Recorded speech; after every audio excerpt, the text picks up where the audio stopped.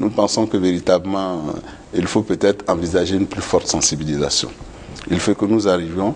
Nous avons un département marketing et prospection qui, depuis ces dernières années, effectivement, essaie d'approcher l'ensemble de toutes les structures pour leur faire comprendre la nécessité, effectivement, de ces différentes formations.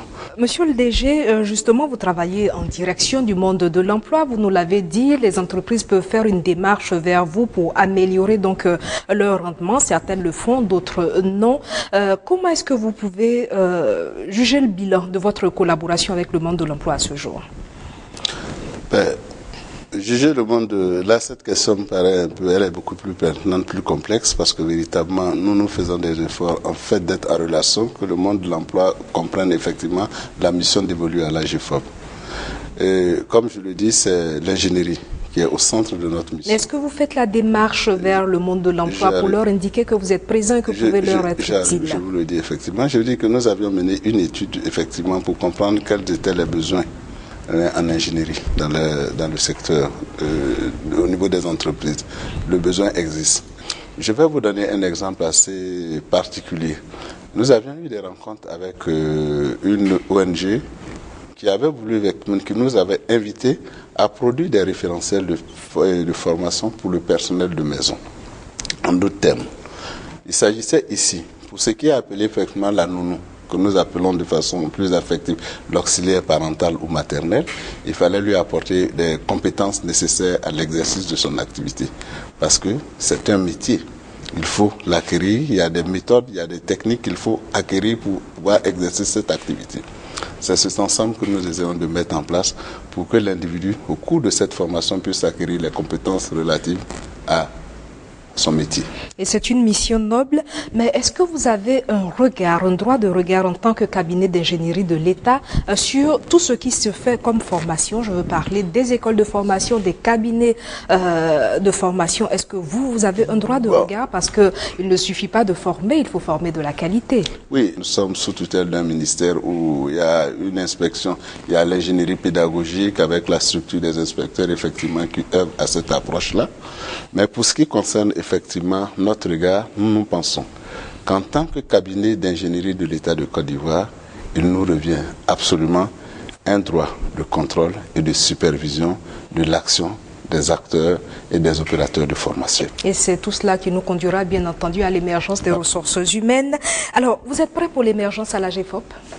Mais je pense que si vous voyez qu'aujourd'hui nous allons venir vers vous pour parler de l'ingénierie, parce que nous pensons que l'émergence ne pourrait se réaliser qu'à partir d'un outil que dispose l'AGFOP, qui est l'ingénierie de la formation.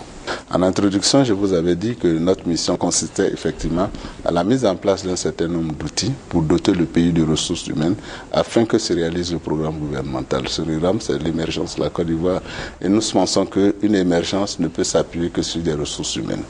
On ne saurait atteindre l'émergence sans des ressources humaines de qualité. Alors, monsieur le directeur, vous me dites que vous êtes prêt pour l'émergence, mais est-ce que vous avez les moyens de cette ambition? Moyens humains, je le pense, vu la qualité de vos collaborateurs qui vous entourent cet après-midi.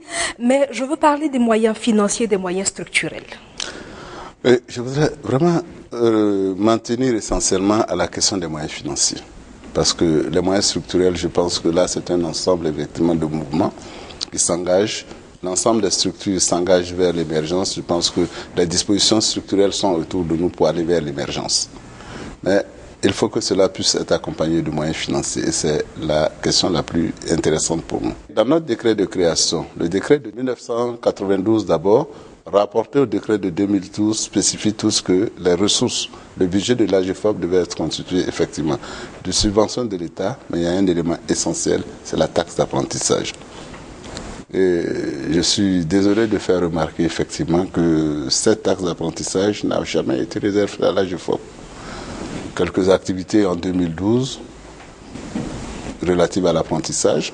Et puis auparavant, je pense qu'il y a eu un séminaire qui a été organisé sur l'apprentissage par l'AGFOP qui a pu bénéficier du financement de la taxe. Mais en dehors de ça, tel que le stipule le décret, à savoir que cette taxe devait contribuer au budget, cela n'a jamais été une réalité. Et ceci constitue une entrave sérieuse, une entrave terrible à la mise en œuvre de nos différentes activités, donc, à la réalisation de nos activités. Vous pensez qu'il faut renforcer vos moyens financiers? Il faut absolument renforcer cela. D'accord. Monsieur le directeur, nous sommes au terme de cet entretien. Que souhaitez-vous que et l'opinion et les employeurs retiennent de l'AGEFOP? Alors, ce que je voudrais dire de notre agence, l'Agence nationale de la formation professionnelle, et qui me paraît assez remarquable, que chacun de nous puisse voir en notre structure, pas une école de formation, mais je dis plutôt un cabinet d'ingénierie. Et aujourd'hui, effectivement, notre ambition est de pouvoir effectivement développer des stratégies, mettre en place des outils pour pouvoir développer l'employabilité de toutes les ressources de notre pays, afin que se réalise effectivement l'émergence, parce que nous pensons que cette émergence passe par des ressources humaines de qualité. Aujourd'hui, nous pensons que le regard que nous portons vers l'emploi devrait nous amener effectivement vers le secteur informel, vers l'agriculture, vers l'artisanat.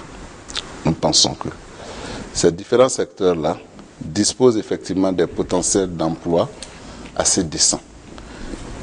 Reste maintenant la phase de l'analyse, la phase de la structuration de ces secteurs-là, en vue d'aboutir effectivement à l'élaboration de référentiels de formation, de sorte que chaque acteur se sente professionnel dans son activité et aussi s'engager dans un processus de structuration des secteurs dits informels afin d'arriver à une professionnalisation des acteurs de ces différents secteurs qui sont, à notre sens, pourvoyeurs d'emplois décents et durables.